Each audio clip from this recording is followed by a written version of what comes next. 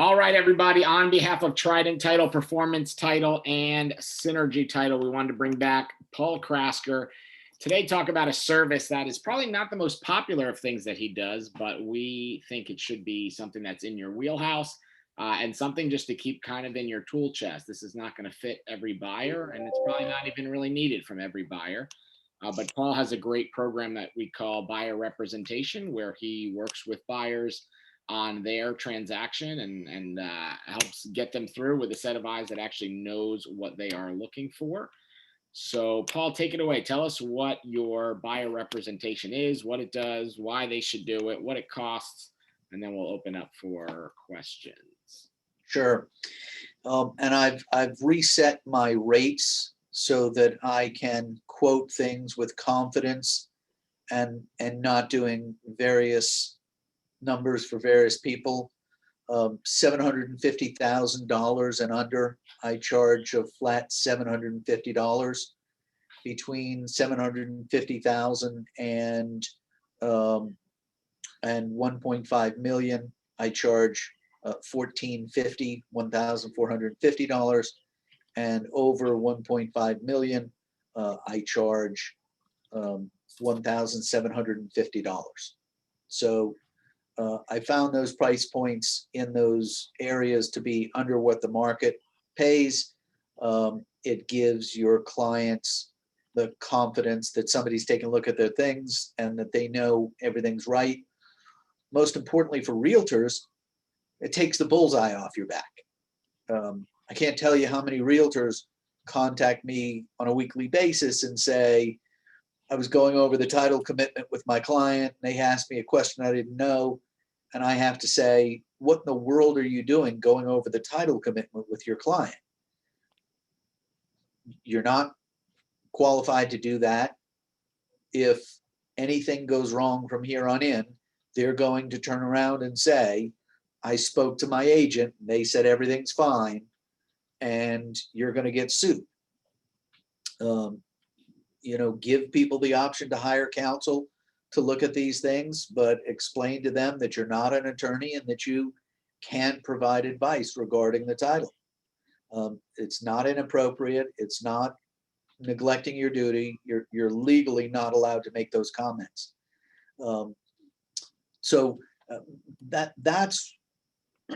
That's why I encourage agents to do it.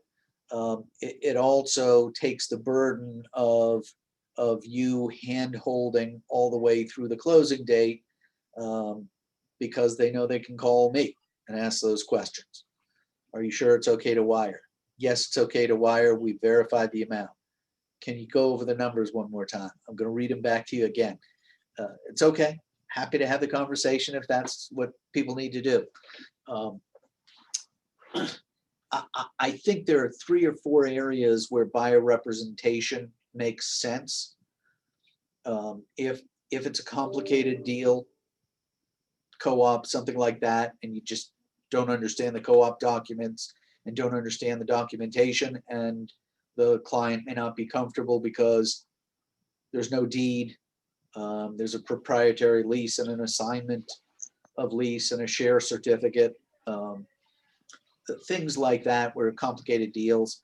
Another one is if it's in a multi HOA subdivision and you are concerned about missing 1 or 2 estoppels, etc. And number 3, if there's a difficult seller and a difficult agent on the other side.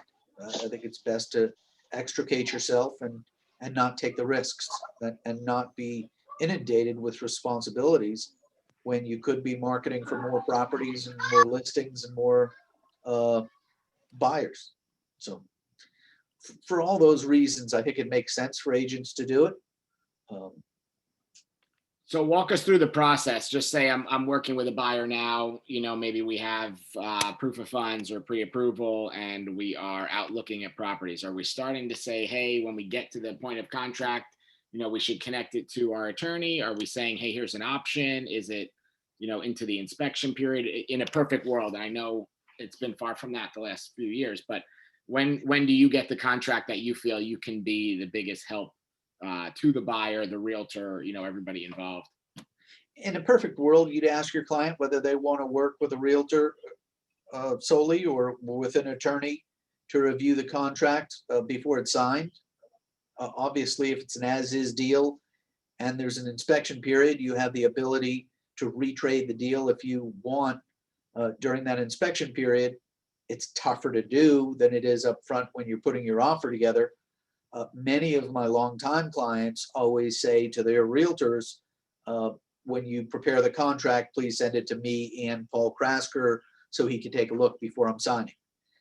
That's the ideal situation for me, because then I could say, oh, I think you forgot to add the open permit closing, and I think you forgot to take out the words that the seller can sue for inequity to enforce their rights under this contract in the damage section. And I can ask the buyer, were there any specific items in the house that you want to make sure are included in addition to the washer and dryer? And we can work on paragraph 1D. Those are kind of things that I can help with up front. Sometimes people forget the lead-based paint if it's an older building, things of that nature. So for me, ideally, at that time, I know a lot of realtors feel like it's going to slow down their deals. I'm usually pretty good at getting back with comments on a contract. Most I'll ever be is an hour or two delayed. And if it gives your client an added comfort to move forward with the approval of an attorney, it's worth doing. For sure. And also getting in early, you know, a lot of us just put that into the presentation now, you know, when we're meeting that buyer and saying, look, here's the option. You know, there's going to be some things that we may put in the contract that you are recommending also, you know, just kind of getting ahead of the curve with that. So Sure. plus, what are some things that you see come up that, because I know, you know, a lot of us have gotten through transactions for years. Some of us, you know, hundreds, maybe thousands of transactions without issue, that I know people are always thinking, well, you know, this isn't required here like it is in New York, New Jersey, other states. You know, what are some things that you come up that you see that having buyer representation, you know, covers or points out or safeguards? So the most common mistakes that I see that cost buyers money down the road are things to do with title. Things that I catch saying, oh, wait a second, this is a QPERT trust and not a revocable trust, and it's gone past its 10-year life. Therefore, the beneficiaries of that trust need to sign quitclaim deeds in addition to the deed from the trust, or you're not going to have good title.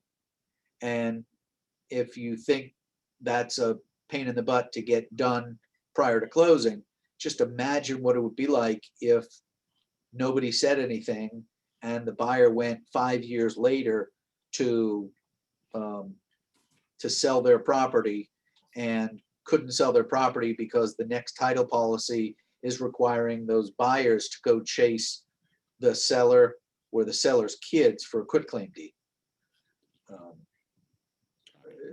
That's something that came up last week, just in the top of my head.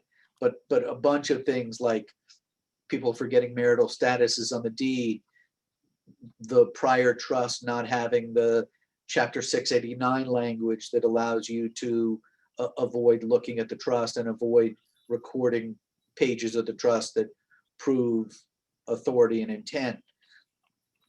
Just little things that I know to look for that others may not pick up on. And certainly if there's no attorney on the buyer's side, the seller's title agent missed it and they have no incentive to do it right. So Are there any differences that you look for or you suggest if people are buying in an LLC or a corporation, or, you know, do most of your people that do this, they're buying for their own residential purchase, or are they buying investment, commercial, or is it a healthy mix, or what do you think? yeah, almost all of the people who are doing buyer representation with me are end users, are people who haven't done a closing in Florida, up north. They're selling their $3 million house up north, moving down here. They've used an attorney for every other real estate deal they've ever done. And just because their realtor tells them they don't need one, doesn't mean they're not going to hire one. Makes sense. and it gives them a comfort. So, and in fairness, probably 60% of the closings that I do, I don't really catch anything that would have been catastrophic to them or would have cost them $10,000 10 years from now. But in 30 or 40% of the files that we work on, there is a mistake that at least justified our fee by correcting it. Makes sense. Anybody else? Any questions for Paul about how this works with representing buyers? Give it a couple So, seconds. Ryan, I actually tell every single buyer they should hire Paul. And a lot of them don't see that, you know, they hear attorney and they think, oh, it's too expensive.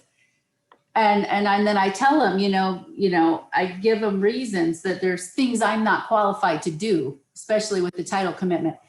And then usually what helps Paul is I tell him, you know what, if I buy a house, I hire Paul. Yeah, agreed. Yeah. Because they think the realtor knows enough, you know? Yeah, I think that's a good point too, Sherry, that you're putting it out there also kind of covers you, you know, so if something does come up, that you're not comfortable answering, you could always say, listen, this is why, you know, when we first spoke, I recommended that you hire someone, you know, it's not too late. Here's the option. But because there are a lot of things that come up in a contract or over the course of a transaction that you might even know the answer, but that doesn't mean you are either, not you specifically, but anybody, you know, is qualified to answer or is comfortable answering. So that's a good point. You know, bringing it up and sharing your own experience with that is definitely a good strategy there. Anybody else? Any questions, comments about buyer representation or about how to do that? Paul, can you just give them a little plug? What the best way to do that is? It just send you an email with the contract tied in? I know you're a marketing wizard, so Yeah, that's right. The worst human being ever for marketing. I answer my direct dial number, 515-2929. You guys have my email, pkrasker@kraskerlaw.com. Just send it over to me, make an email introduction. I have a client who's considering hiring an attorney for this. Would you spend a minute taking a look at the contract and reach out to him? Here's his telephone number. Whatever you want to do to make that handoff as easy as possible. I take it and run with it and keep you involved and let you know if there's a problem and how we're going to solve it. awesome. Nice and easy. Anybody else? Any questions before we let Paul go? If you didn't hear early on, next month, 4 things we're going to be covering: probate, homeowners association and condo association violations, permits, and estates are all on the docket, if you will, for next month. And if anybody else has any other ideas, let us know, because we may be carrying this into March. Who knows what's going to happen in the world. All right. Going once, going twice. See you guys. Paul, you're free. Thank you, sir. Bye. Thanks all. Have a good day.